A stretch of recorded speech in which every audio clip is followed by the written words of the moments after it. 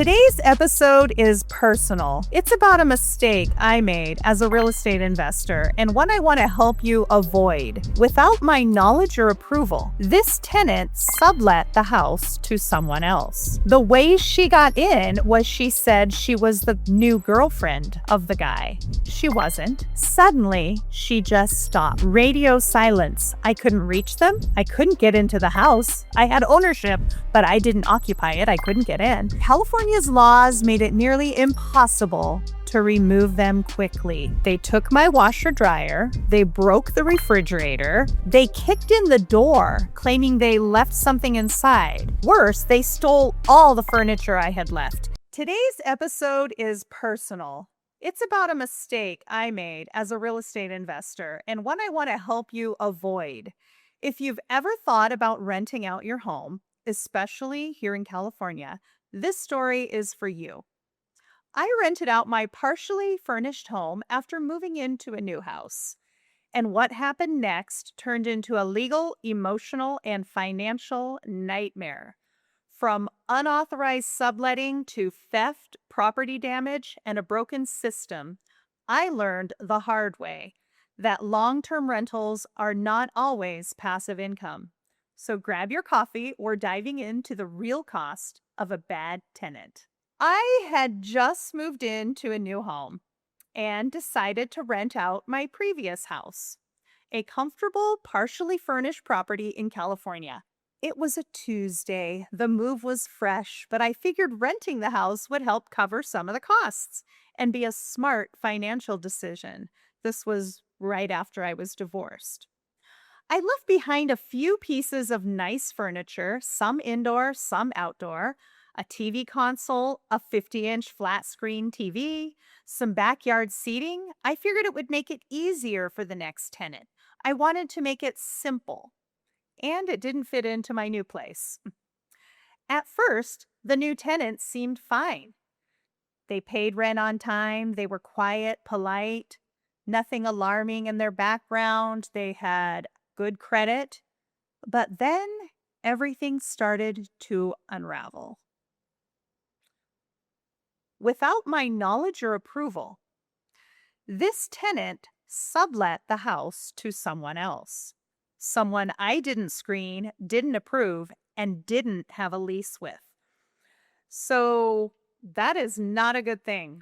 What happened was this tenant was paying the rent. It was a couple with a baby. They split. The woman and the baby left. The man was left. He was who I rented to, and he couldn't afford it. So I get it. But just tell me you can't afford it, and then I'll rent it out to someone else. That's fine. I'll let you go on your way. But he didn't do that. The new person went behind my back, changed the water, sewer, and garbage billing into their name, which was never allowed on the lease. This person was never on the lease. The way she got in was she said she was the new girlfriend of the guy. She wasn't. They paid rent for a few months, or she did. Then, suddenly, she just stopped. Radio silence. I couldn't reach them. I couldn't get into the house. I didn't have occupation of it or ownership of it. I had ownership, but I didn't occupy it. I couldn't get in. California's laws made it nearly impossible to remove them quickly. I was no longer renting to my actual tenant. I was trapped in a mess I didn't create, but I was legally responsible for. They were in my home. Now, let me just say, this was kind of elevated because it was after COVID, and there were some laws during COVID where you could not evict a tenant. So it also happened at the worst time. It wasn't just that they stopped paying rent. It was they stopped paying rent, and it was at a time when you were not allowed to evict someone from their home if they weren't paying rent. It took a long time. I finally had to hire an attorney just to get a formal eviction letter served.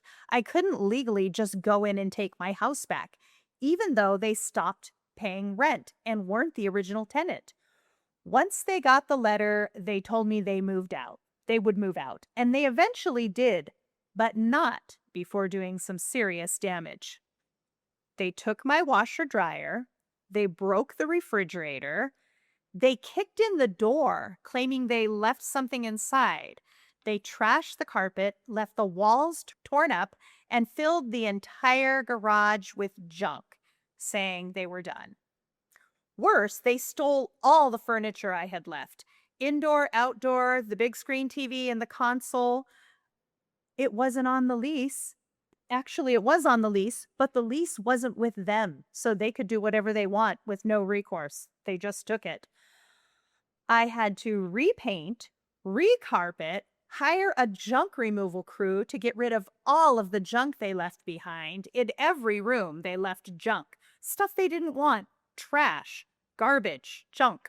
I had to replace the stolen appliances. You can't sell a house without a refrigerator. I had to pay a lot of legal fees, and I walked away with nothing except a hard-earned lesson.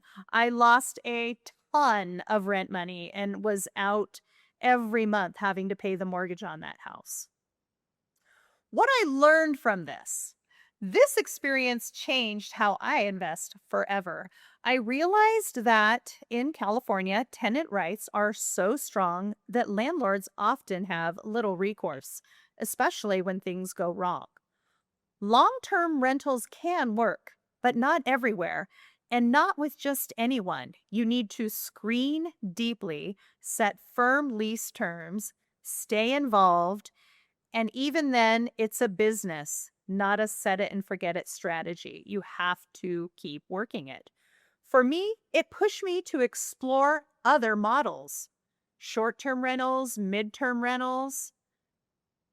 You have better tenant control, and most of all, it's more proactive investing. If you're a teacher or first-time investor thinking about renting your property, here are a few lessons I wish I knew. Know your local landlord-tenant laws before you rent. Make sure your lease explicitly bans subletting, and follow up. Don't leave valuable furnishings unless you're okay with losing them. Always treat your property like a business asset and not a favor. And remember, once someone moves in, it's no longer your house. It's a legal agreement. If this story opened your eyes, share it with another educator who's thinking of investing. This is why we created Chalkboards to Cash Flow, so teachers like you don't have to learn the hard way.